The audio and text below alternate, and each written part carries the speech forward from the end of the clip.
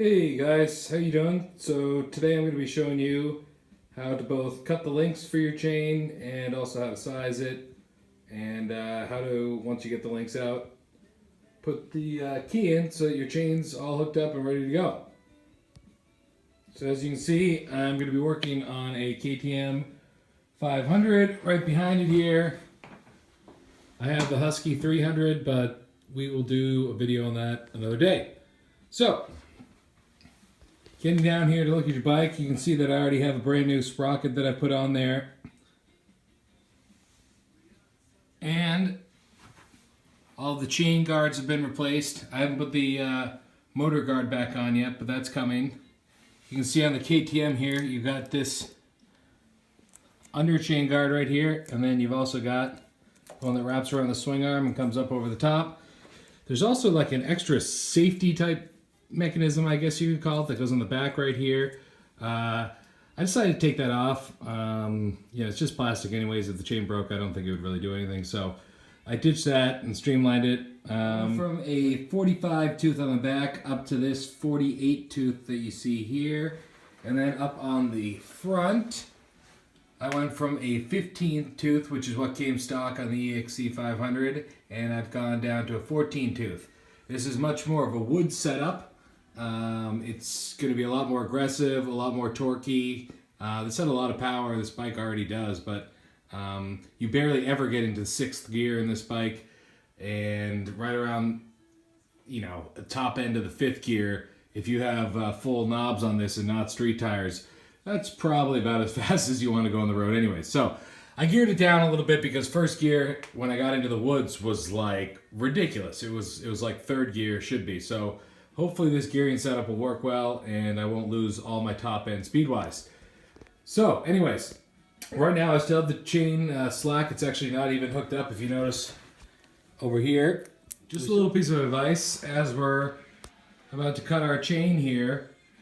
If you are replacing the chain, or say you're replacing a sprocket, or you even just need to get one of the chain guards replaced, now's the time sort of to do everything, because you're going to be taking off your rear tire anyways. You're going to have to get in there. You're going to have to take the chain off. So if you're going to do it, you might as well go all the way in and do everything. I mean, right down here, this rear chain guard for me was barely worn out on the last one, but you know what? I just replaced it anyways. It's not an expensive part. I got everything off. Might as well do it now. Preventative maintenance, get it all done. Then you're nice and fresh. You just hold it wide next season. So as you can see here with my specific chain, I'm going to be going ahead and taking two links out. So when I say two links, I mean if you look at these gold plated ones, I'm going to take this off. I'm going to take this one off, and then as you can see, these line up on the sprocket here. And I'm just going to have to put the key from the back side through here. And that'll fasten the chain on there, and then I can work on the tension of the chain. There's one locking nut that's on here. You got to loosen that up. Then you turn this other nut back and forth. Can't see with my hand in there, but that will tighten and loosen your tire to set the chain tension. So what you want to do is you want to take that and loosen it up a whole bunch for when you're sizing your chain. Then you want to get it on there, and as you can see right now, there's definitely some slack in my chain.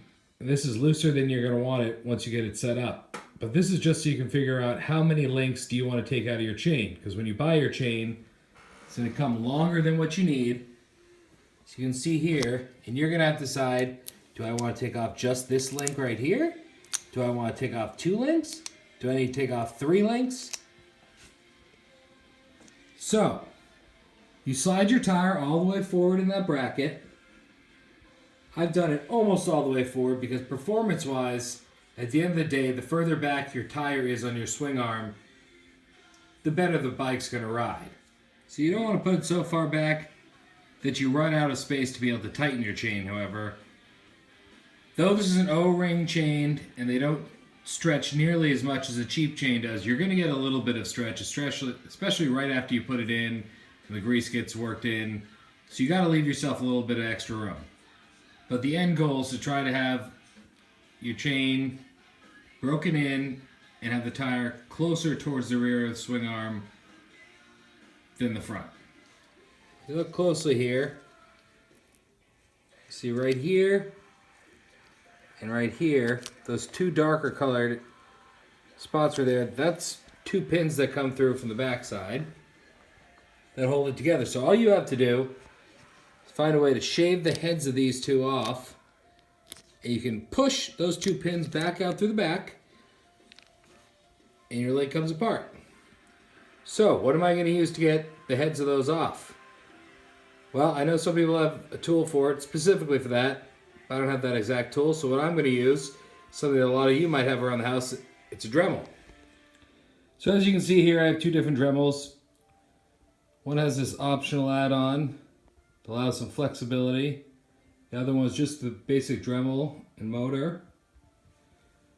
Over here I have just a whole menagerie of different bits for it. I actually have more than I even have on this right here, but for today what we're going to end up using, I already have on our tool here. This is, I guess you could call a stone wheel. Works well for filing down metal. Let me show you how this works. Alright, so got our Dremel out. Yeah, a little pepper! Yep! Basically what we're going to end up doing here is we want to take off the heads of these two. I'm wearing gloves while I do this because these chains, if they're pre-greased, which most of them are, pretty darn sticky and you get it all over you. But you can do it either way. So let me fire up this Dremel here.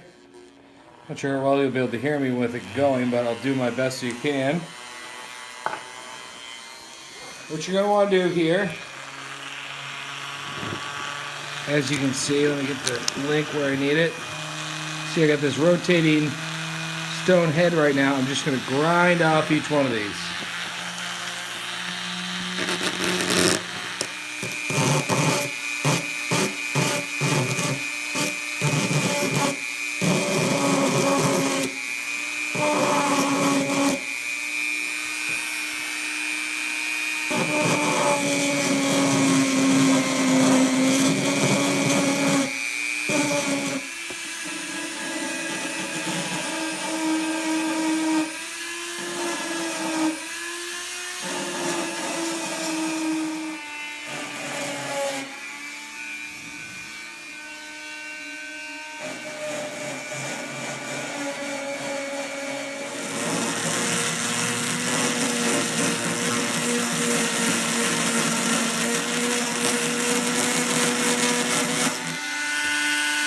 As you can see, we're getting pretty darn close.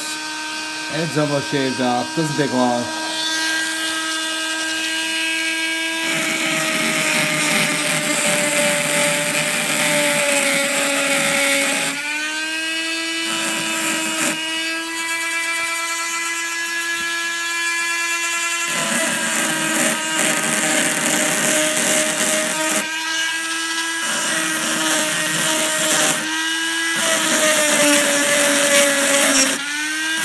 Nice and flat and flush. That's right off. This is just about flush for that first one there. Oh yeah, that's good. Oh, little lip on this side. Flush that right off.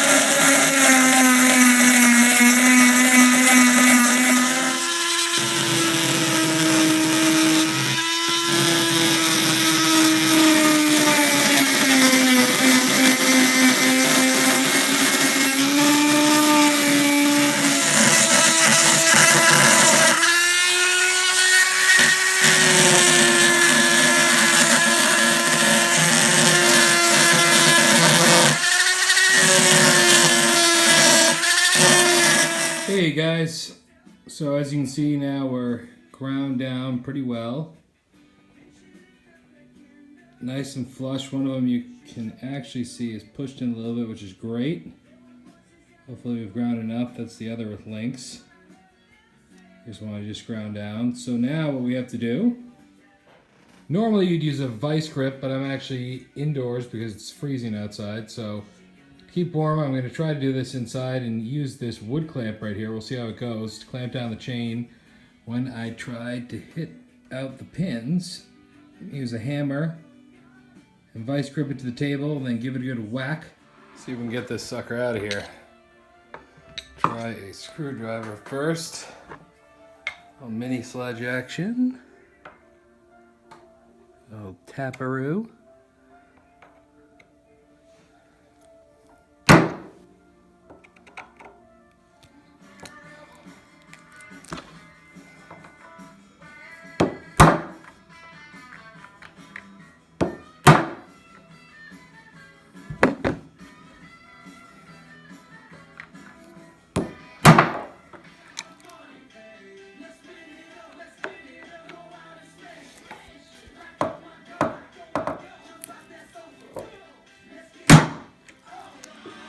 Woo! Finally, got this sucker undone.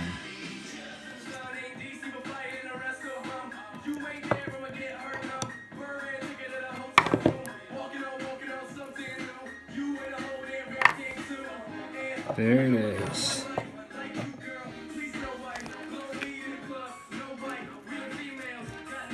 All right, it's unhooked.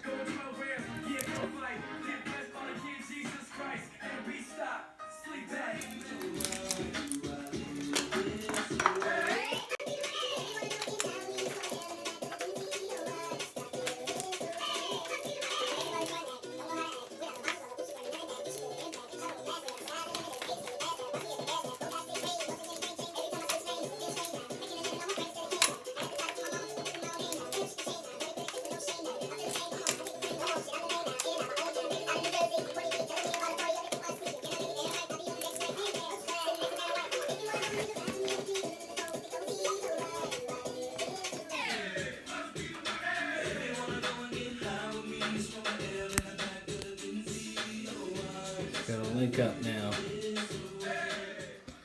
So now we want to put a little grease on this part. Right here. It comes with some. This is the key that goes through the two links. But I'm going to grab a little extra blue right here. Let's get both of these nicely greased. Alright, now we just got to get this link through the back side here. Once you get it all greased up, slide around the back. Should slip right through there. Now, here's the tough part. Put on each one of these rubber grommets.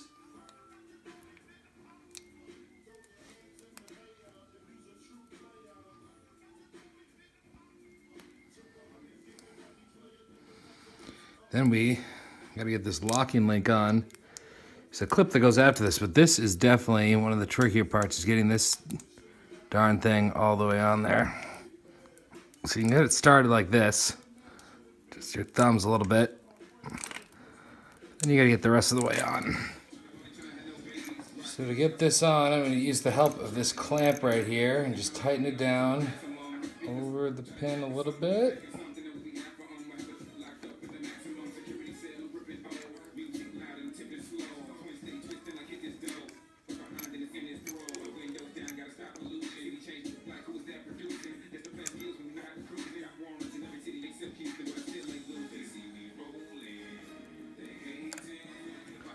The last thing you gotta do is get this clamp right here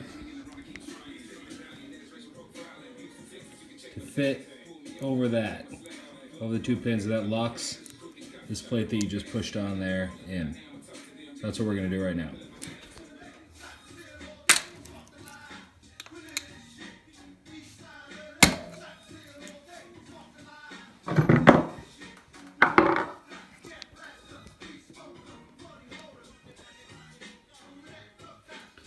Easy as that. Just gave it a little whack. Screwdriver, popped it right on. So that's how you cut and attach your new chain. I'll do another video on how to do chain tension. This one's pretty long, so I don't want to let it run any longer. Thank you guys for watching. If you have any ideas of how-tos you'd like me to do anything else, let me know.